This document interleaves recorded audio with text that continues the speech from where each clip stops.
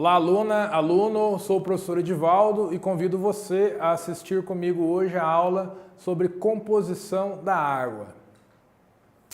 Bom, a água a gente sabe que ela é extremamente importante para a vida, sendo um item de primeira necessidade, ok? Um exemplo aqui, a gente consegue ficar aí por um período de até 30 dias sem ingerir nenhum alimento, que o nosso organismo ele consegue manter ainda as funções vitais. Diferente de a gente ficar sem consumir água num período de 48 horas. O nosso rim entra em colapso e nos leva à morte, acaba levando à morte.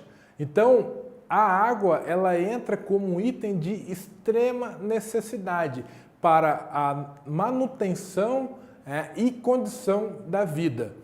Então, ela é indispensável ao homem como forma de bebida, de alimento, higiene, como fonte de energia, entre outros mais que eu poderia listar para vocês aqui. Colocando em números aqui a importância da água, 71% do nosso planeta é constituído de água, sendo dividido em ambientes aquáticos, doce ou salgado. 97% é ambiente salgado, mares, oceanos. E somente 3% são águas continentais ou água doce, que é a que nós consumimos, ok? Que vão estar então em rios, lagos. E para consumo humano, desses 3%, somente 0,03% é ideal, ou fornece condições para o consumo humano. E os outros 2,97%, professor, esses daí ou estão no subsolo, em forma de aquíferos, ou estão congelados nas extremidades polares, ok? Então, olha só, a importância da água no corpo humano. 60% do nosso corpo ele é constituído por água.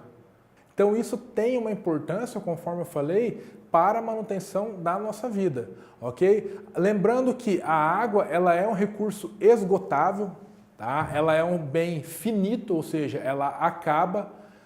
Por isso que é importante nós evitarmos o desperdício, para que isso dê condições às gerações futuras de terem a mesma qualidade de vida e usufruir dos mesmos recursos que nós usufruímos, ok? A água ela é responsável pelo surgimento e manutenção da vida. Naquela aula lá, Origens da Vida, lembra que eu falei que a vida começa na água, uma das teorias defendidas do evolucionismo, que a vida começa no ambiente aquático e depois ele vai para o ambiente terrestre. Lembrando que o Brasil hoje possui cerca de 12% de toda a água doce do mundo. Tá? Isso daí nos coloca num ponto estratégico muito grande, ok? Hoje em dia não há ainda disputas, olha só, não há ainda disputas por água, mas um futuro muito próximo aí, se nós não nos conscientizarmos sobre a importância de evitar o desperdício, a gente vai haver já problemas graves em relação à água. Lembrando que no mundo cerca de 1 bilhão de pessoas não possuem acesso à água potável. Então isso é extremamente importante. Mas voltando aqui, o Brasil possui 12% de toda a água doce do mundo e o maior rio do mundo é o nosso, que é o Rio Amazonas. E também ainda nós possuímos uma das maiores reservas de água doce do mundo, que é o famoso Aquífero Guarani, que ele pega 8 estados brasileiros, está listado aqui, Rio Grande do Sul, Santa Catarina, Paraná, São Paulo, Minas, Goiás, Mato Grosso e Mato Grosso do Sul, além de países como Argentina, Paraguai e Uruguai. Então é um aquífero muito importante, tá? Esse aquífero aí, ele fornece condições para consumo de água para toda a população terrestre por no mínimo 100 anos. Tá? Então é importante a gente conservar este recurso aí que nos dá condição muito favorável à vida, enfim, tudo aquilo que eu falei até agora. Aqui eu vou mostrar para vocês algumas características da água. Lembrando que a molécula da água, ela tem uma estrutura química formada por o quê? 2 átomos de hidrogênio e 1 átomo de oxigênio. Então esse símbolo aqui, H2O, quando você vê isso aqui, significa o quê? É o símbolo químico da água, ok? Lembrando que ponto de ebulição da água, 100 graus. O que é o ponto de ebulição? A temperatura que a água ferve. Só que esse ponto de ebulição ele varia de acordo com o nível do mar. Então depende das condições em que a água está sujeita, né, a questão de pressão atmosférica e pureza da água. Então no nível do mar aí, a água ela ferve a 100 graus. Então isso daí é o ponto de ebulição. Essa questão é bem importante que o pessoal cobra muito nas provas, então é interessante vocês saberem.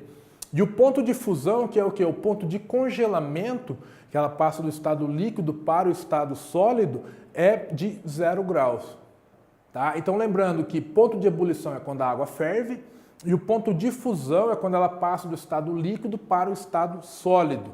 Tá? E essa questão do ponto de fusão, ela é independente, né, das condições, diferente da ebulição, que depende então da pressão atmosférica e da qualidade de água. Então para a água ferver no nível do mar 100 graus, ok?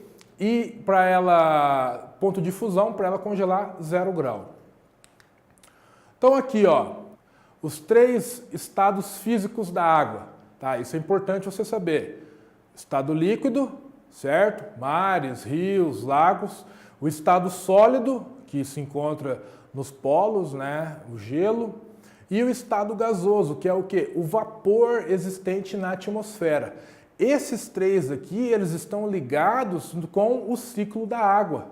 Eu dei uma aula aí sobre o ciclo da água, é só você voltar e assistir para entender melhor.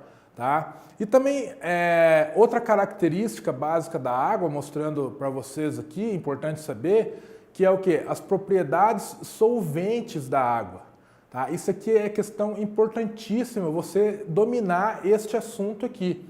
Lembrando que a água ela pode ter uma característica hidrofílica, tá? Onde substâncias dissolvem na água, um exemplo, o açúcar. Se eu pegar um açúcar, colocar num copo d'água e mexer, o que vai acontecer com o açúcar? Ele vai se dissolver a água, ok? E as substâncias hidrofóbicas, que substâncias que não se dissolvem na água, tá? Um exemplo, o óleo. Se você pegar e colocar o óleo na água, o que vai acontecer? Ela não se mistura, ela vai ocorrer ali uma separação, ok?